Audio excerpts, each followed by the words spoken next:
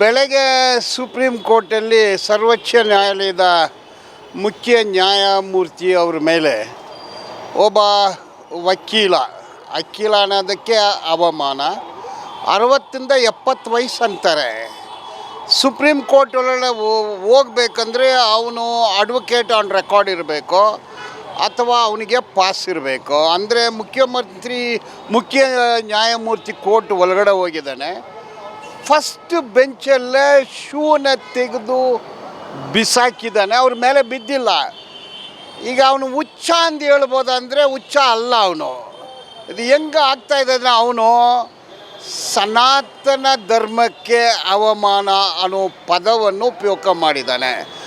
ಅಂದರೆ ಅವನು ಒಂದು ಜಾತಿವಾದಿ, ಕೋಮುವಾದಿ. ಅವನು ತಲೆ ಹೆಂಗಿದೆ ಅಂದರೆ, ಈಗ ಸಂಬುಗನ್ನ ತಲೆಯನ್ನು ಯಾಕೆ ಕತ್ತರಿಸಿದ್ರು, ಏಕಲವ್ಯನ ಬೆರಳನ್ನು ಯಾಕೆ ಕತ್ತರಿಸಿದ್ರು, ಗಾಂಧಿಯನ್ನು ಯಾರು ಕೊಂದರು, ಇಡೀ ದೇಶದಲ್ಲಿ ಕೋಮುವಾದವನ್ನು ಯಾರು ತರೋದು, ಇಂಥ ಒಂದು ಮನಸ್ಥಿತಿ ಇರುವ ಒಂದು ಕ್ರೂರ ಮನುಷ್ಯ.